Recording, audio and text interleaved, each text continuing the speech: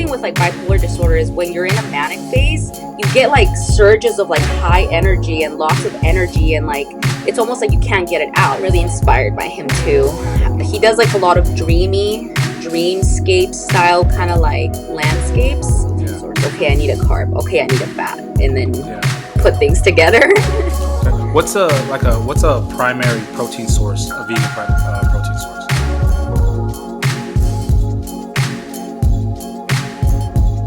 Welcome back to another episode of the YeahDat podcast, hosted by yours truly, West Coast Rob. And today's guest is someone I've known for a minute and have been watching her just blossom into the eccentric, eclectic person she is now.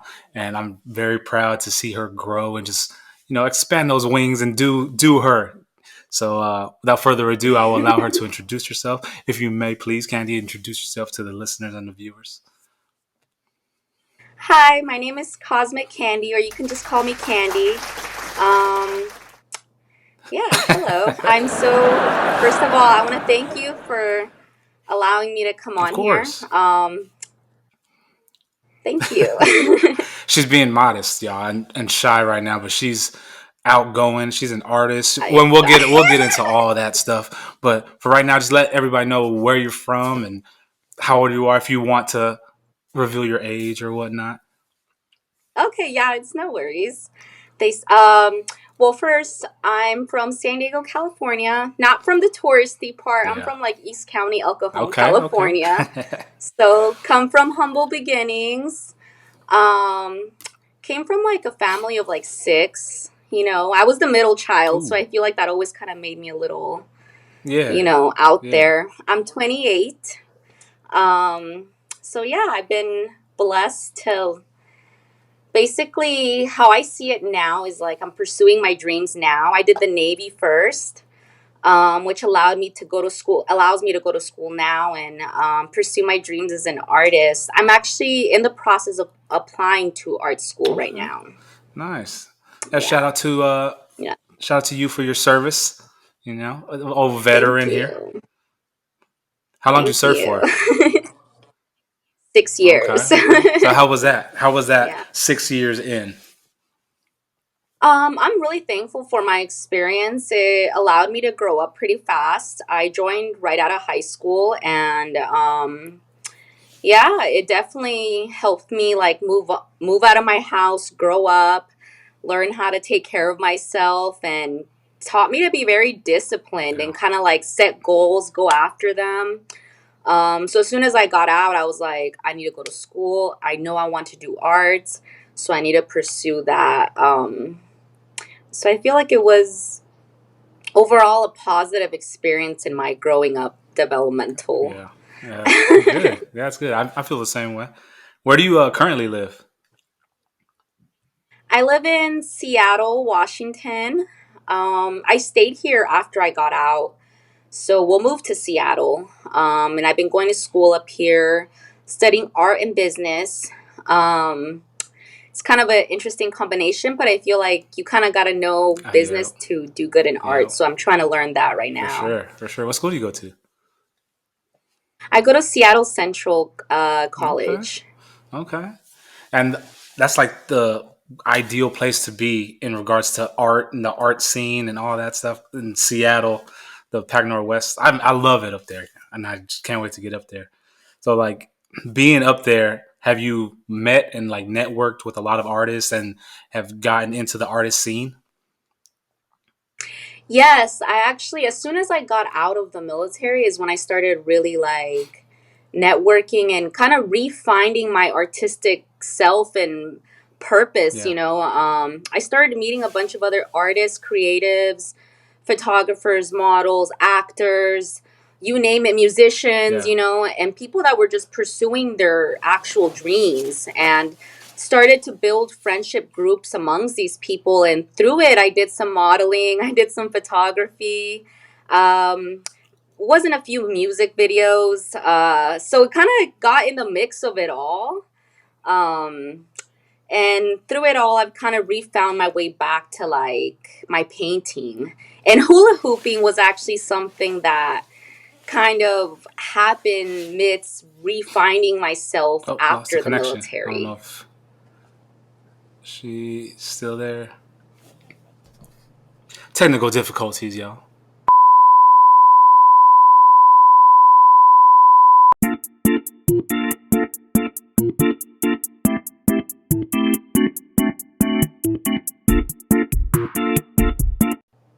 So So, basically, hula hooping was something that I kind of found after the Navy. It mm-hmm. was, this is kind of funny. I kind of got into it.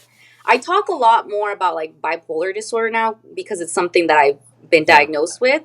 Um, Hula hooping was yeah, something that I actually started on like a manic episode. I was in the gym a lot during this time right after the Navy. I was working as a personal mm-hmm. trainer. I was teaching classes and like training people one on one. And one thing with like bipolar disorder is when you're in a manic phase, you get like surges of like high energy and lots of energy, and like it's almost like you can't get it out. So I Yeah, found hula hooping.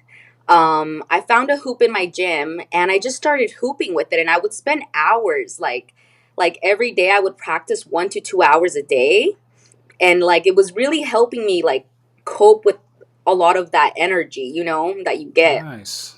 Yeah, So I kind of started it like that, and I didn't know like it would end up with me having a sponsor and stuff like that, and me just making hoop content. And yeah. so it was kind of like part of my little healing journey with all of that. And that's kind of what it's been for me. And it's been fun to share that with people.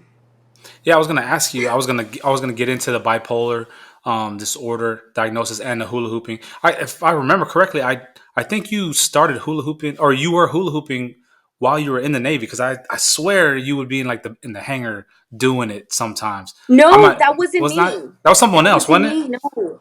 Yeah, it was someone else. Yeah, okay. I thought it was you, but okay, it was somebody else. No. Yeah, okay. So then, what introduced you into the hula hooping thing? Like just the one you found at the gym is like, oh, let me just pick this up and go at it. Yeah, so I actually saw one at the gym, and I followed a girl on Instagram who Hmm. actually hula hooped, and I just when I watched her, there was something in me that resonated with watching her, just in her flow, in her space, in Yeah, her energy, and just being comfortable with that. I was like, wow, I wish I could do that. yeah, Like I remember looking at her and saying, I wish I could do that. Just like be so comfortable and free with myself. yeah, yeah. And I just started doing it at the gym, kind of hiding in the little dance studio away, like when Hmm. nobody was around. And I was just like, I'm just going to play with it and see kind of how I feel and find my flow. And but got bold enough to start posting. And I was like, I just want to share my journey. And maybe this inspires other people to like get up and dance, Yeah. um yeah. Yeah, I remember when you first started posting your hula hoop stuff, because I've been following you ever since you got out or whatever. But Hmm. the first couple ones you posted, I saw them, and was like, that's pretty crazy. That's pretty like gnarly what you're doing right there. That's pretty tight. It's different. Like you don't see that, but then how you're doing it is just like very artistic, and just you flow and you make it look so simple. But the fact that you do it to help manage the bipolars, which is very interesting. So I mean, you're very talented when it comes to the hula hoop. Have you been posting lately? I don't think you've been posting many hula hoop stuff lately. No, so it's something interesting I wanted to talk about. Yeah, I was actually going to talk about that. I'm like, I haven't posted any videos lately. I posted on my stories Yeah. bits of me practicing, but once again, I think with the bipolar, I feel like there's times in my like waves of if I'm like higher or down where I'm like I'll post more. If I'm like more manic, usually I'll Hmm. post more, and I get these like surges of like creativity and more productivity, and just like sometimes it's not all good. Sometimes all the stuff I'll put out is not all good, and sometimes I'm like, why did I post that? But you take chances, and lately I feel like on it when it comes down to it, and I've been thinking, I'm like, I think I've been judging myself too much. I Yeah. think I've started to like remove myself from the fun of it, like which was originally what I had started it as, like a fun free yourself and just be in the moment. And lately, Yeah. I felt like I had been so strict on myself because of the sponsorship, because of the what I felt like people wanted to see versus what I Mm-hmm. wanted to do. Right. Right. And so I got caught in all that. And I'm like, so lately, one of my goals has been like, no, I need to just start posting content that like I'm happy with and that, goes back to the roots of just being free in that moment and just flowing. Yeah. Yeah. Good. That's good because a lot of people, a And lot of I've been content painting a creators lot do more. get caught up in that. Oh, and no, yeah, and I've seen that, which is we'll get right into that. Which have you always had that artistic like skill set, or is it just something you just kind of picked up all of a sudden? So, yeah, so I'm like all around like very creative. I've been an artist since I've been like a little girl. I used to my mom used to take me to the library and I used to look at the books that like referenced a lot of the great artists, Frida Kahlo, Vincent Van Gogh, a few of my favorite. But I used to just reference a lot of their work and just Yeah. try to draw myself. I would look at anatomy books and study how to draw the human body Hmm. and different parts of the human anatomy. So since I was a little kid, I was always kind of like an observer. And even now, when I paint, I like to paint a lot of people because I think I like to study people and like the Yeah. mind a lot Yeah. too. Okay. So from the age 7 is when you really started kind of, all right, this is what I'm interested in. Let me look at these. Oh, I like Frida Kahlo. I like Van Gogh. And then it just progressed from there. Well, it was basically like okay, this is so funny. So it's kind of like a tie with everything. When I was like 5 years old, I had a moment where I had a bipolar Kanye moment where I told my aunt that I wanted to be the president of the United States at five Okay. years old. Okay. That's what's up. That's all right. And she basically like brought me back down to earth and was like, Candy, you're Mexican and you're a woman and like this is not gonna happen. And so I realigned my thoughts to like, you know what, I want to be an artist. Yeah. Or it can happen. Nowadays it can Yeah, happen. But back then it was kind of like, exactly. smaller. The box was small. Right. So yeah. That's what's up though. That's what's up. Right. When were you diagnosed with your bipolar disorder? It was actually 2 years ago. So it was like not too long after I got out of the Mm-hmm. Navy. Um, I was kind of I was in a manic episode basically where it gotten to the point where I wasn't sleeping for like I was like 3 days straight. I would just go and I would either be painting or like just doing things that I felt like were creative and I felt like I had to get out or like it was just very manic like at the time it seems like you're being very productive and getting so much done, Yeah. but it's turns very unorganized, and then when you're not sleeping you're hearing voices and then you start Mm-hmm. to hallucinate, and then that's when I feel like you can end up looking like that stereotypical crazy person. Mm-hmm.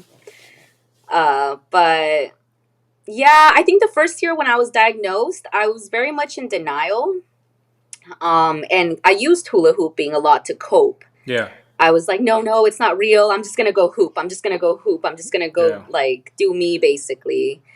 And I avoided any kind of treatment. I wouldn't talk to therapists. I wouldn't take my meds. And then basically had to get to a point where I started to like lose friends and like my family. They knew, my sister knew I was diagnosed. So it's like she was urging me like you should try to actually get help and you know go to your therapy, take your meds, and Yeah. Just better yourself. uh, better yourself. And so when I actually started to take these steps to better myself, my life started to like get better. Hello. Good. Yeah. Good. So it's been, and now I'm kind of like a lot of my platforms too, and like my TikTok.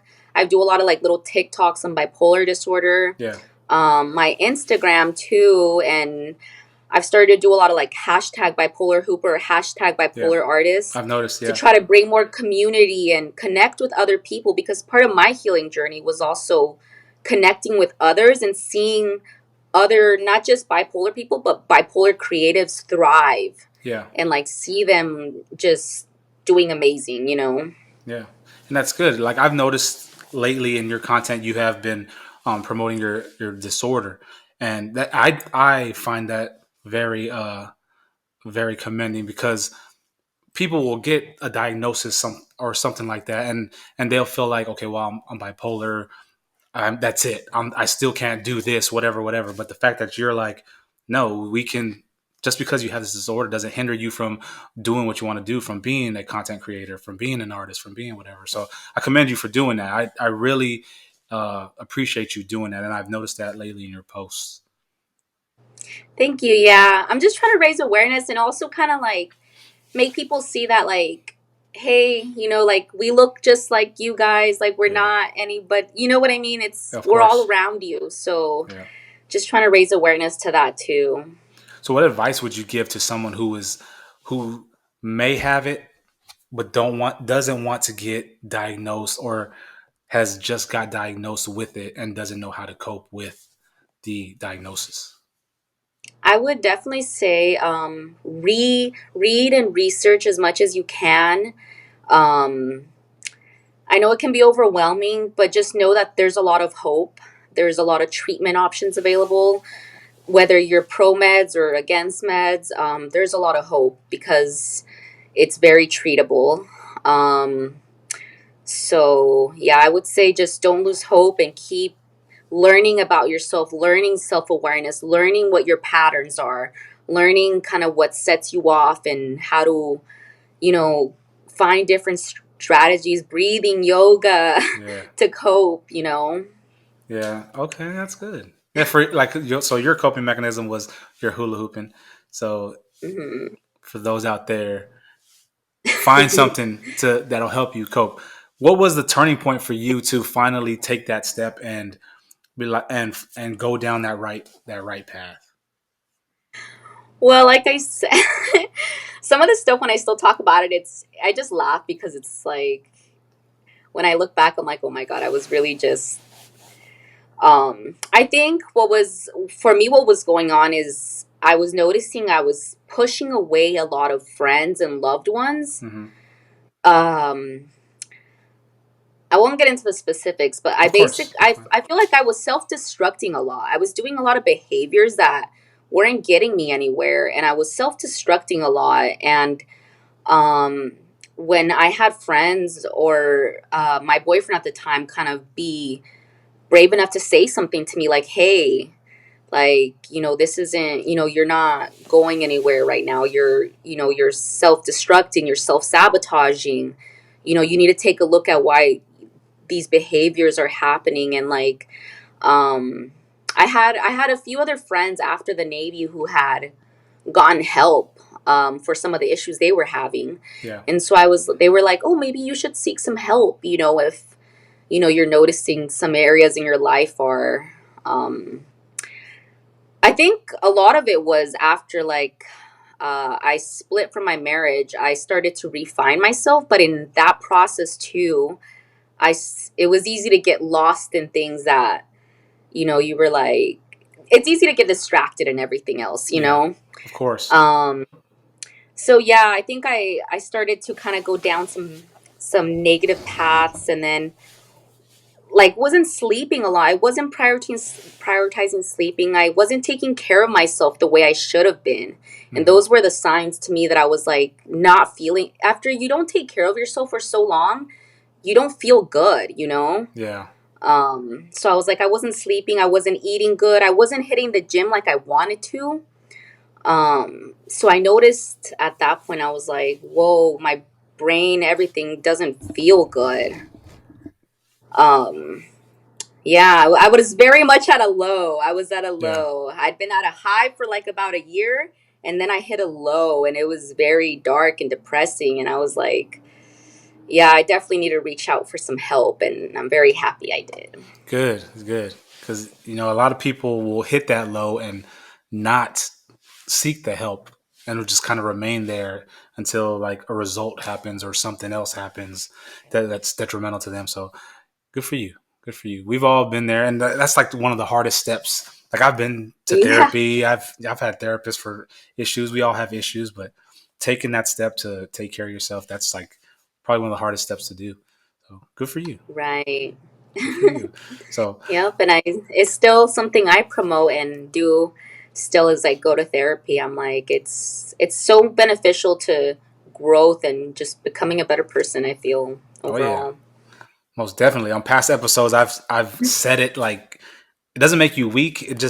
You're taking steps to make yourself better and take care of yourself. So if you need to go to a therapist, go to a therapist, get some help, seek mentors, etc. Right? You know, there's nothing wrong with that. So on a lighter note, so the hula hooping thing. So you were hula hooping, you were killing it, and you got a sponsor. I noticed that Yeah. too. Like I remember you posting something about a hula hoop sponsor, and I was like, a hula hoop sponsor? That's crazy. Talk more about Yeah. the sponsor, the hula hoop sponsor. So yeah, the Spinsters is a company that I started working with over COVID. Um and they were actually the first company that like I said, I was following other hoopers and kind of seeing what other hoopers were doing with hooping to make Yeah, money. yeah. So I was like, hey, this is something I'm doing daily, on the daily. Like, I can do something with this. Mm-hmm. So Spinsters was the first brand I actually like really liked because I had bought some other hoops already, and I liked their company. I liked their hoops. And so I reached out to them and was like, hey guys, I love your company. I'm a hooper. I would love to be sponsored by you guys. Here's what I can do. Here's how much videos I can make a week for you guys. And so pretty soon after that, they were like, yeah, we love what you're doing. And they sponsored me and they were like, yeah, we'll, send you some hoops, some merch, and, essentially send you money for videos. Dang, nice. And yeah, and so it was pretty cool. My experience with that was pretty good. Can't complain. Um, yeah. I'm glad you went into detail of like how you got the sponsorship because in regards to like especially like in fitness, everyone wants to get sponsored by something or somebody. But the fact that you broke it down, I like that. So you went to them and you provided like yo what you can provide to Yeah. them. That's good. I think a lot of people they think that stuff just happens for you when it's like, no, a lot of times you have to go and like reach out to people that you want Yeah. to work with. Or, it's not just going to happen. Like, if you have an interest, it's like, it's better to try. Even if you fail, it's like, it's better to try and reach out and see if that's an opportunity than to just wonder. Right. Right. Exactly. And I've had a buddy. He opened up or he started a supplement brand, and that's one thing he covered in regards to sponsorships. Like, don't just be like, "Oh, hey, can you sponsor me?" or whatever, whatever. You have to provide something. It's a give and take in regards to sponsorships. Right. Yeah. So for the hula Right. hoops, so for hula hooping, go like more in depth. Like I know me personally, it's like, okay, I don't know much about hula hooping, but for the listeners, they probably don't either. So it's not just like, oh, let me go grab a hula hoop from Walmart and then just start doing it. Like, are there different types of hula hoops, like weight, like styles? Yes. Can you Yes. break that down? So I really just want to grab my hoops and show Grab you. it, grab it. Go ahead. Right, give me one Yeah, second. okay, no worries.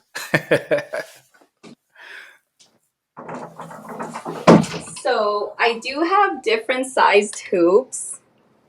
Okay. Um, this one, the yellow one, and the blue one are my smaller ones.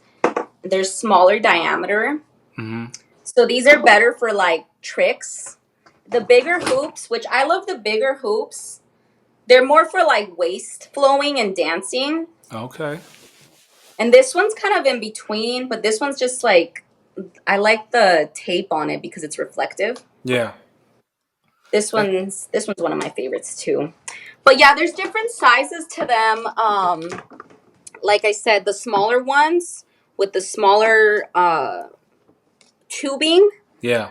are better. They're really light, so you can really do a lot of tricks, isolation tricks with Okay. them. But it's all preference, whatever you want to do, more body flow or tricks. I lean more towards body flow. I kind of like to Yeah. dance and move with it. But I do see I've seen some people on Instagram. They go off. They do all the tricks, all the isolation. Yeah. I'm gonna have to get some of those people you follow because I'm impressed by the stuff you do. So if you're impressed by other Oh, people's thank other you. things, then Oh that's yeah. I gotta check it out. I gotta check it out for sure. Yeah, I'll send you some links to some people I follow. All right. I know, and ever since I've known you, you were a vegan, and Yes. still vegan, and you always post. Yes. You have always posted some delicious, some bomb looking stuff. And ever since I've known you, I've been like, yo, I need some recipes because the stuff you promote and put out looks so delicious. So in regards to being a vegan, let's discuss that a little bit.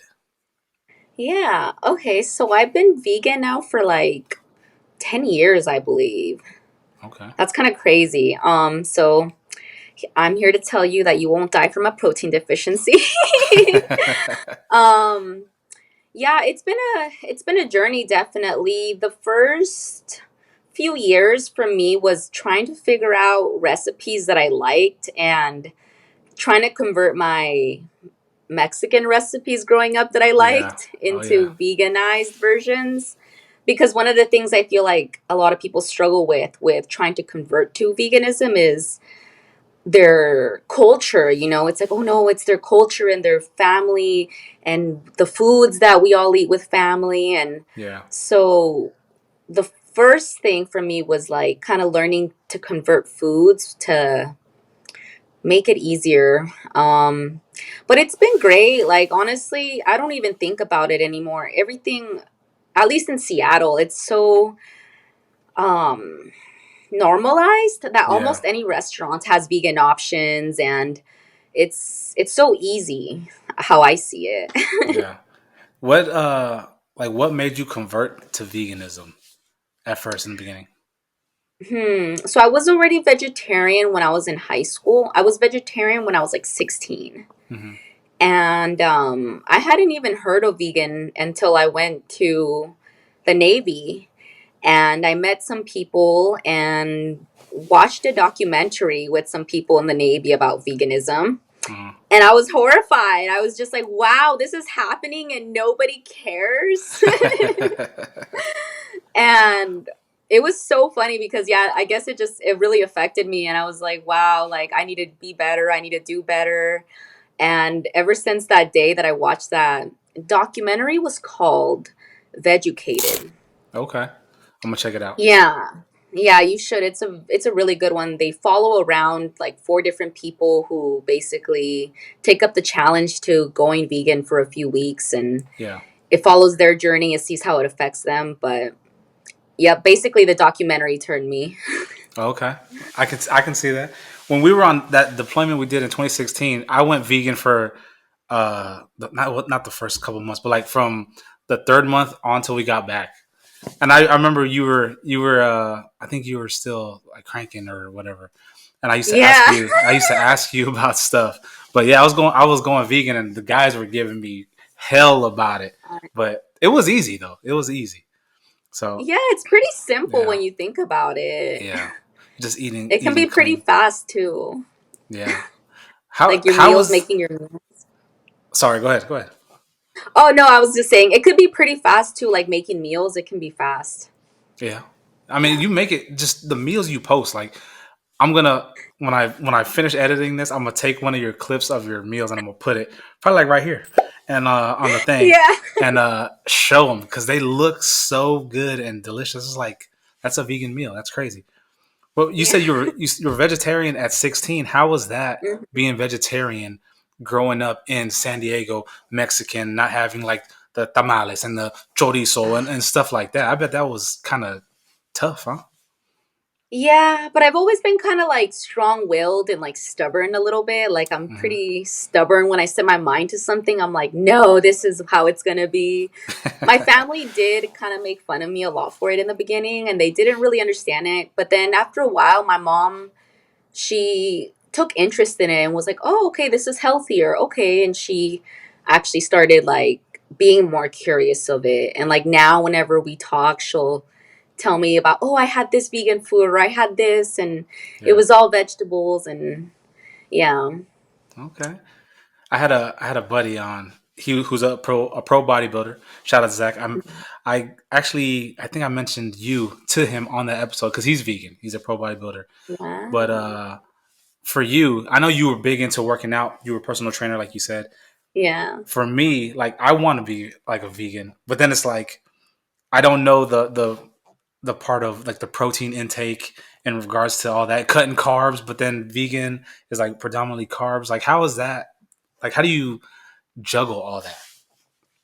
Well, I think with that stuff, it comes with like, because I studied nutrition a lot for like a, some some in college, but even before that, like while I was in the Navy, Yeah, I think when we would talk, like I was always studying nutrition and like yeah, fitness. So over the years, I've really learned kind of to stick to certain meals that I know are like, okay, these meals are really high in protein because I've broken down the macros of it before, you hmm, know? I used to do that. I used to break down macros and yeah, religiously count macros and calories. So I think doing that for a number of years got me so used to like being able to eyeball things, that now I'm like, okay, I need a protein source. Okay, I need a carb. Okay, I need a fat. And then yeah. put things together. Okay. What's a primary protein source? A vegan protein source? Tofu. Tofu. Okay. And then Yes, because it's low carb, high protein, and it's pretty low calorie too. okay. And Zach mentioned something about tempeh, but then Tempeh, yeah, yes. but then if you have like Same. a certain deficiency, you can't eat much of it or something like that. I gotta refer back to that episode. I forgot what he was saying. Yeah. Yeah. So he said tempeh, and he would say tofu, and then for he would eat a lot of like lentils and stuff like that for his carbs. Because I would ask him, I was like, how are Mhm. you cutting and like cutting carbs? And because he said he was eating a lot of food, like he was just down in food, but he also said that it's also caloric deficit, and that's just Yeah. ultimately it. Yes. That's what I found to be true is whenever I've done any kind of like weight shifting, I found that it's all calories in, calories out. Okay. Um, from my experience too. Yeah. Okay. Yeah. Every time I talk about veganism or something, I always think about you. I was like, man, I know somebody who's just bomb with that. So when it Yeah. comes to vegan, are you like, is it just your food or is it like your lifestyle, like soaps and shampoos and clothes, etc.? Honestly, it is a lot of my lifestyle too. Like I will definitely like the products, down to the makeup. I buy vegan Yeah. makeup. Good. Okay. So yeah, I definitely try to make it a lifestyle and support vegan companies as much as possible. Good. That's good. Yeah, Yeah. because a lot of people are just like, oh, I'm vegan, but then it's like, meanwhile, I'm using this eyeliner that is not vegan. You know. Yeah, no, my makeup's vegan. My fake leather, like any of that stuff, vegan. Okay, that's what's up. That's what's up. So let's talk more Yeah. about your art. What kind of like what style of art?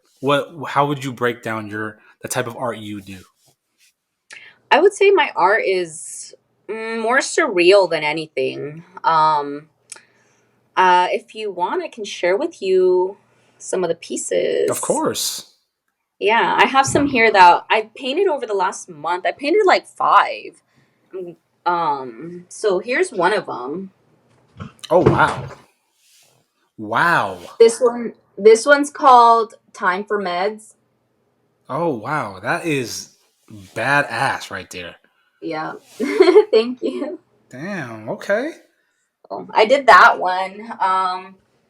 So I take a lot from kind of my thoughts, and then I just kind of put them down in like a dream Damn. like, or like I'm really inspired by like dreamy aesthetics. What's And that one like called? this one is Universal Love. Oh, nice. So it's like a heart in space. I see that. Yeah. I'm sorry. You were saying you take your aesthetics. So yeah, I take a lot from like kind of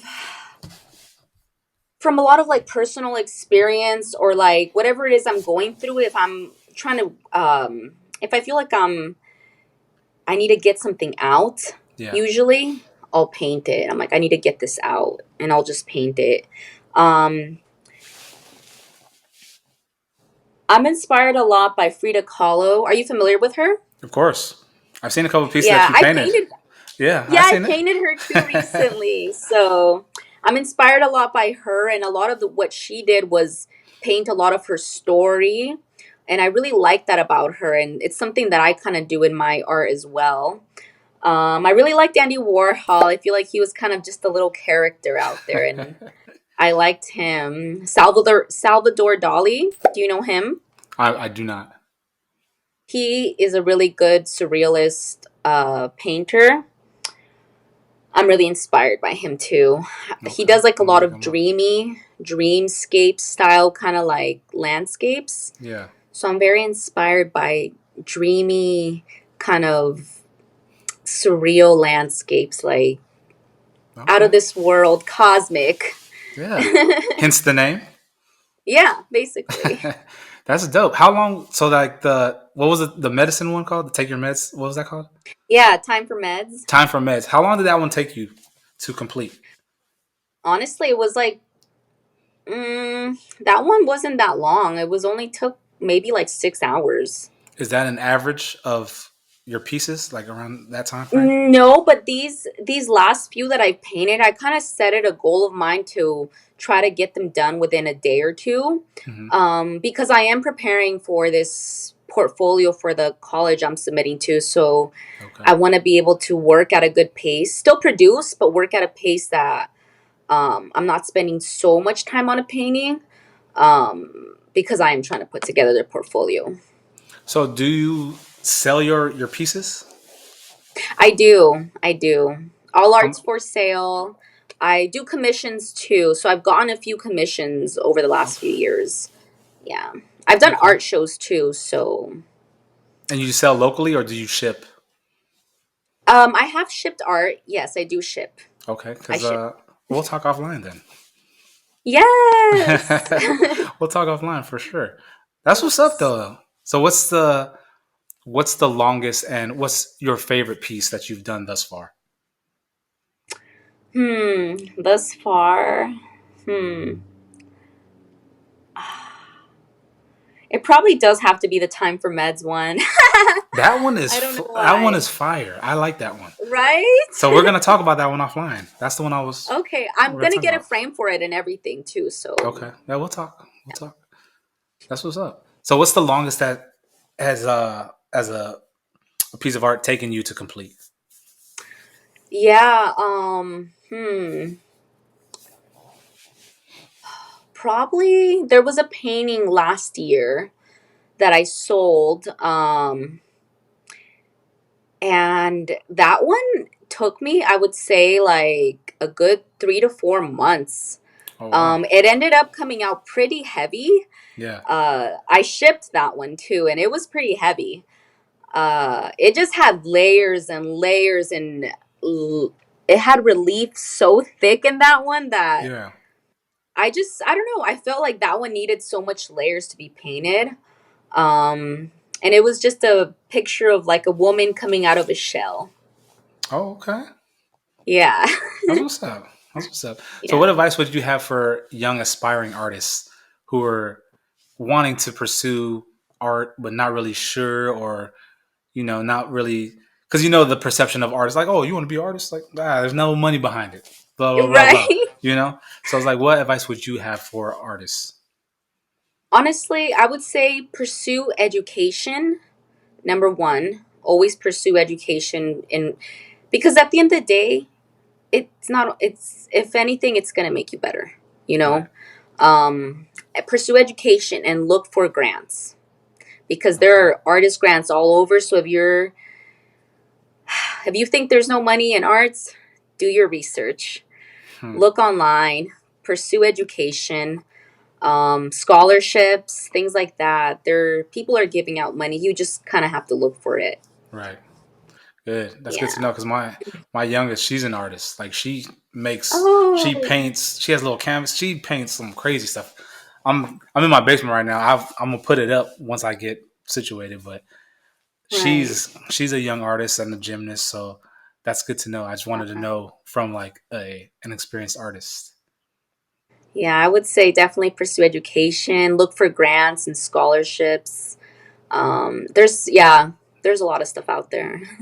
So what are your aspirations or your future goals, Cosmic Candy? So something that I am kind of like planning out right now, um, this is more like long-term goal, is I am doing like my business plan for my art gallery that I eventually want to have. Okay.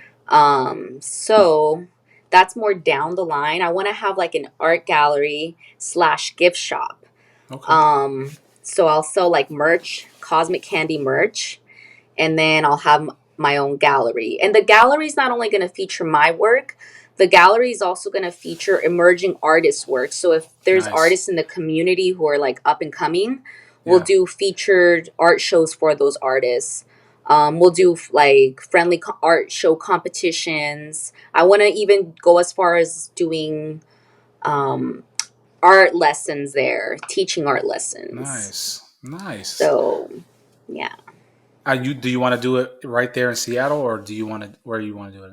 I'm thinking Seattle's a good place for it. I Oh yeah, really kind of I agree. scattered out the community, and it's very much an artsy, artistic community that I feel would be a good place for a physical location. Yeah, Um, so yeah. yeah, because there's a right there in Pike's Place Market. There's a art gallery, and I bought a bunch of art from an artist. Dang, where's my art at? I got boxes down here, but dang, what's the dude's name? I can't think of the artist's name, but one of my favorite pieces that he's done is it's a birdhouse, and there's a bunch of like octopus tentacles coming out of it with a bird sitting on the tip. I forgot the artist's name, but a lot of his art is sold right there at the Pike's Place downstairs. Like from the, I'm not sure if you're familiar with it, but I think so. the floor under where they sell the flowers, right there. Okay. Yeah, a lot of his art is in there. Wow. Once I remember, I'll send it to you. Okay. Yeah, but I know Wow. the art scene is big there, so that'd be an Yeah. ideal spot. Mm-hmm. Ideal. But what any shout outs you want to give to anybody out there, Candy? Anybody have the shout outs? Shout out to my family. Hey guys. I do it all for you. I'm just kidding. But really well, though, Well, I'm proud of you and everything you're doing. I've been following you ever since you've gotten out, and even when you were in, I was following you, and I'm just happy to see where you have come and how far you've come and how you've overcome the hurdles you've dealt with as well. thank you. Yeah. Thank you for having me here. It's really cool. So Yeah, I mean, you got to come back on once you start getting into school or whatever you want to get back on. Just yeah. let me know, or I'll reach out to you, be like, yo, Okay. let's get back on here. Okay. So Talk about some new stuff going on. that's right. That's right. Well, Cosmic Candy, thank you for your time. It was a pleasure, and I'm just know I'm in your corner. Like I'm a fan of yours. I follow everything you do, so just know I'm proud of you for what you've done, and I wish you nothing but success. Oh my god. Thank you. With that, we're signing out. I want her to cry on the camera. No. Thanks, Candy. Okay, thank you. All right. All right.